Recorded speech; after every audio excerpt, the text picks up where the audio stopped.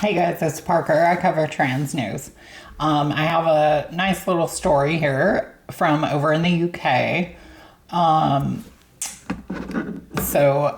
This article is titled "Award Declined After Trans Women Not Included." This is an article from today from BBC News.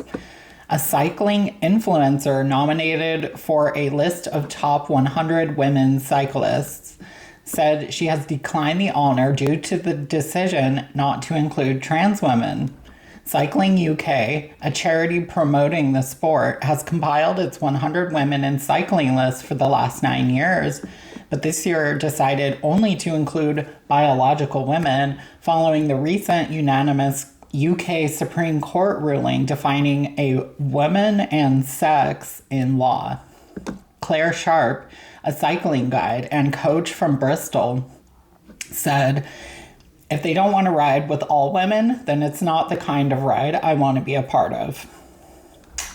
Ms. Sharp said she is one of 4 Bristol riders who have declined to feature in the ranking. So there's 5 women total that did this.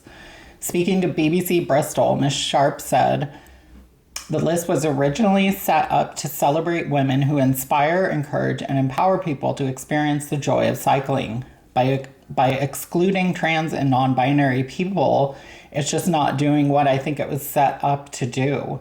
It excludes people that have helped create the community I was nominated for."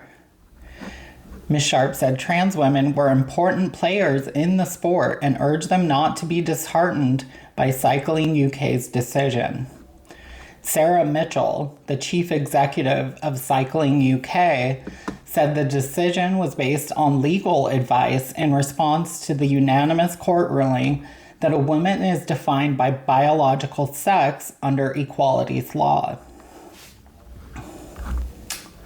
So, this is the exact same shit that Donald Trump did in the US. On day 1 of his presidency, with his executive order declaring basically that transgender identity is invisible. Trying to disappear trans people with using different verbiage isn't going to disappear trans people. Whether people use our correct pronouns or not, whether teachers are allowed to teach about trans people or not, or whether or not we can use the bathroom or play sports, we will still be here. The abuse of trans people by our government is shameful and is hurting trans Americans. Same in the UK. The Congressional Equality Caucus has just asked Mike Johnson to address the issue of using anti-trans rhetoric.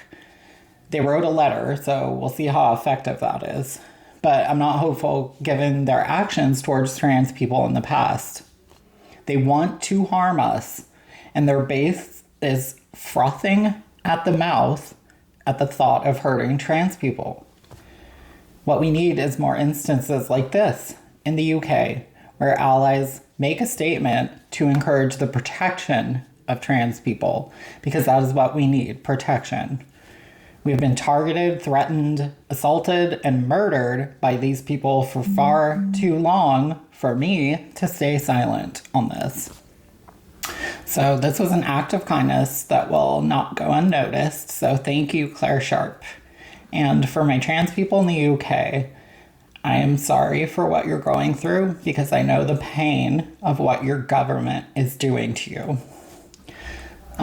Thank you for listening. I'll be back as soon as I can. Like this video, share it, and leave a comment. Bye.